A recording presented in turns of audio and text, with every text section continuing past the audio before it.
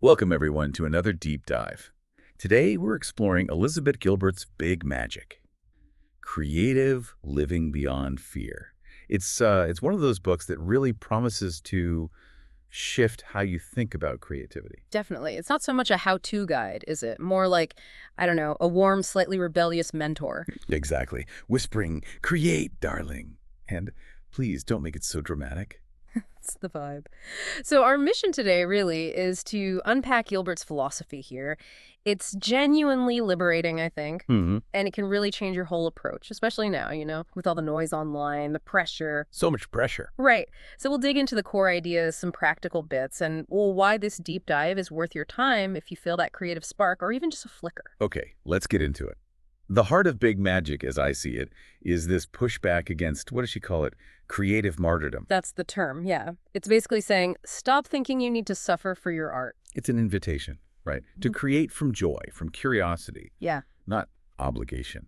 To Yeah. sort of dance with it. Exactly. Dance with it, Yeah. not wrestle it into submission. And that's the big shift she pushes for. Okay. Moving away from that whole tormented artist idea. Instead, it's curiosity over suffering, joy over martyrdom, playfulness, rather than all that heavy pressure. It reframes the whole thing. Not you struggling alone, Yeah. but like a cosmic collaboration. That's her phrase, a partnership with something bigger. Sounds a bit out there maybe, but it's incredibly freeing when you lean into it. It does sound freeing. Hmm. Okay, so to really get a handle on this, let's maybe walk through it chapter by chapter, pull out the key messages and how you might actually, use this stuff. Sounds good. Let's start where she starts. Courage. Right, and her big line here is, fear will always ride shotgun, but it doesn't get to drive, which is just brilliant. It really is. She's not saying be fearless. That's the myth, right? Yeah. Courage for her is just doing the thing with the fear. It's there, you acknowledge it, but you move forward anyway. So the insight isn't get rid of fear, it's more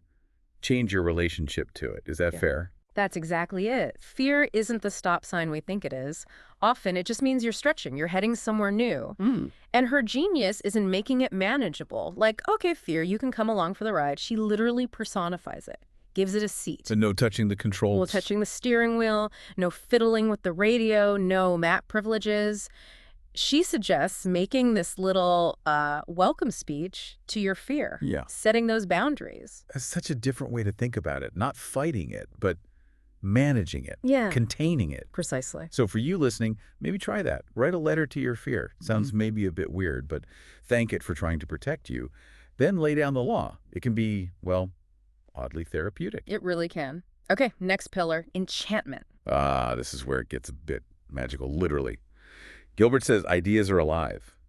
Conscious, even. Yeah, this concept that ideas are out there, looking for a collaborator, and if you ignore one when it shows up, It moves on. Find Yeah. someone else. that's the idea. It suggests creativity is this partnership with the divine, the universe, whatever you want to call it. Ideas choose us. So what's the practical takeaway there? Does it mean we don't have to stress so much about being original or forcing ideas? I think so, yeah. The core idea is maybe humility and receptiveness. It's not all you and your brilliant brain. Right. You're more like a conduit. Exactly. A receptive conduit, which takes off a lot of pressure. She tells that amazing kind of surreal story about an idea for a novel literally jumping ship from her to Anne Patchett. I remember that. It sounds wild, but it makes her point. It does. Stay open. Be ready. When inspiration whispers, maybe don't say later, engage or at least jot it down, which leads to her suggestion of keeping an idea journal. Like a ritual to show the ideas you're actually listening. Kind of like training yourself to notice. Yeah. It makes the whole process feel less like pulling teeth and more like, Yeah. I don't know, spotting rare birds or something. That's a great way to put it. Like a wild animal creativity shows up when you're quiet, curious, respectful. Okay, where next? Permission. Ah, permission. Yeah. This one hits home for a lot of people. Oh, yeah. You don't need anyone's permission to live a creative life. Boom. Right. We wait around for this hall pass. Like we need a degree or an agent or validation from somewhere official. But Gilbert says, nope. The universe isn't grading you. Your creativity is valid just because it's yours. Exactly. Now, does this mean ignoring the real struggles artists face, the rejection, the difficulty? How does Big Magic square that joy piece with the tough parts? That's a good question. I think she tackles the tormented artist myth head on. She does. She doesn't deny struggle exists, but she argues it's not required for good art. And we definitely shouldn't romanticize it. Right. Create without waiting for the gold star. Yeah. Her suggestion is pretty direct, too, isn't it? Super direct. Literally write yourself a permission slip. Your name, give myself permission. Just do it. Put it on paper. And she also says if passion feels too big and scary, just follow your curiosity. That's enough. Yeah, a tiny spark of curiosity is permission enough. The joy isn't necessarily in fame or fortune, it's in the doing. It makes you wonder why we wait. It's our birthright, she implies. Well, not some exclusive club. Just go. Which leads perfectly into the next one, persistence. The less glamorous part, maybe. Done is better than good. Every creator needs that tattooed somewhere. Probably. Gilbert is very clear. It's not just about waiting for the muse, it's about showing up. Day in, day out. Sometimes it's boring. It's being the stubborn mule. That's her phrase. But that's hard, right? Especially when everything online looks so perfect, so finished. What about that fear that done just means mediocre? How do you deal with that voice? Well, she gives us that very memorable, maybe slightly gross concept. The shit sandwich. Yes. Explain that one. Basically, every single pursuit, no matter how wonderful, comes with its own set of frustrations, annoyances, difficult bits. Its own sandwich. Okay. The question isn't how to avoid it. It's which one are you willing to eat for the sake of the thing you love? Choose your tolerable frustrations. Exactly. And practically, build a routine, even if it feels mechanical. Just 30 minutes a day. Treat it like brushing your teeth. Show up. And keep it playful, right? Don't make the routine a punishment. Absolutely. As for the mediocre fear, you combat it by doing. You finish things. You can't get better at something you never complete. Iteration beats perfectionism. It's like dating, maybe. Show up consistently, put in the time.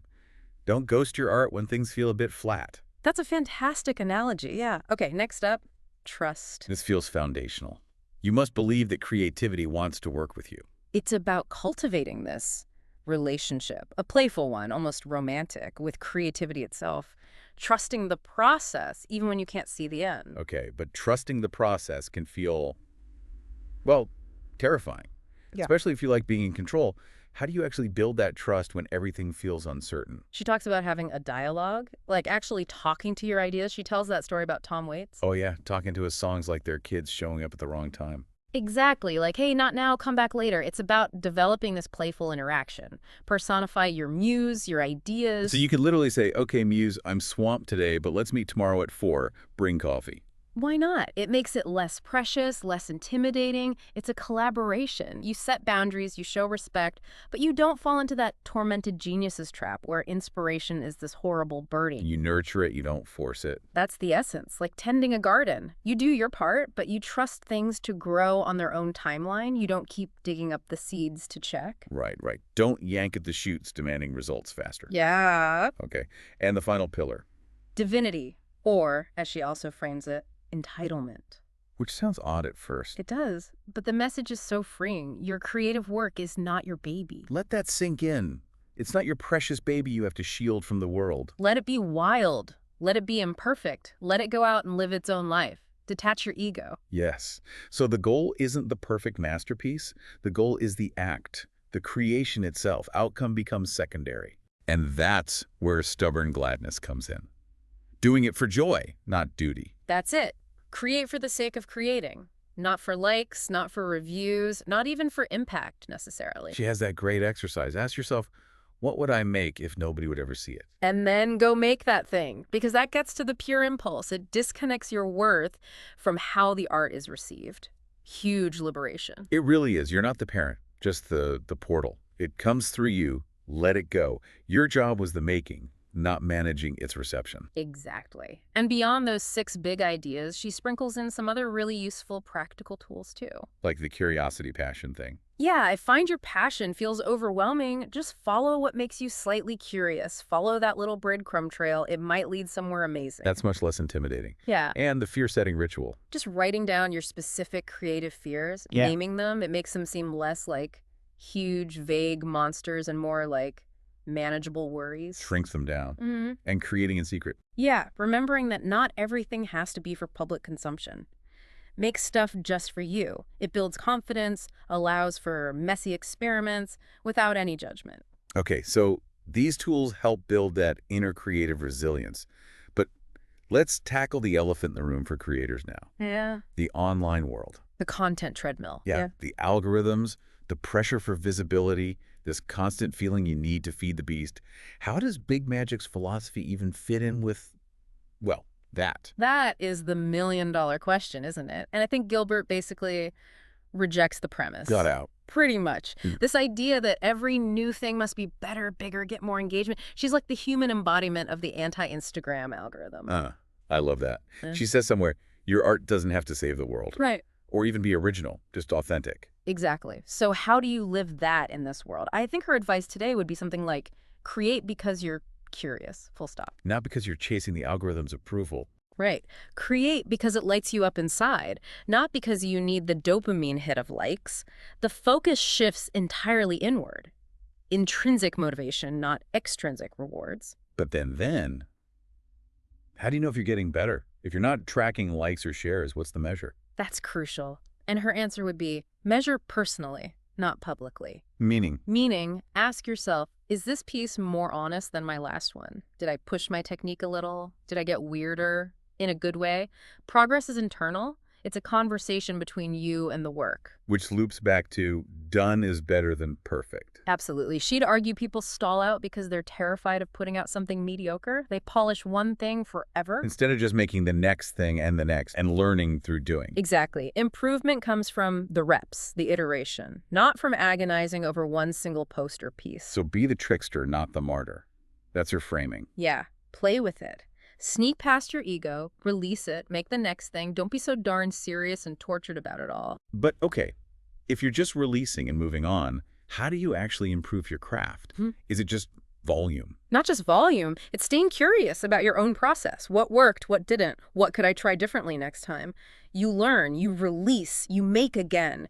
You don't get bogged down romanticizing the last piece or obsessing over its reception. Detach from the metrics. Your discipline, your consistency, that's your real algorithm. That's a great way to put it. Gilbert would probably chuckle at all the angst about visibility and say, look, the magic is showing up for the work. Visibility, that's a side effect maybe, not the main event. And if you worry, it's mediocre. Her whisper would be, so what? So what if it's mediocre? You made something, there was nothing, now there's something. That in itself is kind of sacred. Wow. Okay, so Big Magic isn't really about winning the internet. Not at all. It's a playbook for maybe soulful persistence, staying grounded in your own curiosity, your own joy, even if the algorithm doesn't notice, even if it means your feed isn't constantly buzzing. It's about not burning out feeding a machine that's never satisfied. So summing it all up then, Big Magic is this philosophy really? A way of living creatively. Yeah. Show up, stay curious, talk to your muse, maybe give it coffee. And please, for the love of creativity, don't take yourself too seriously. That's the heart of it. It's an invitation to a more joyful, less fear-driven, and ultimately way more fulfilling creative existence.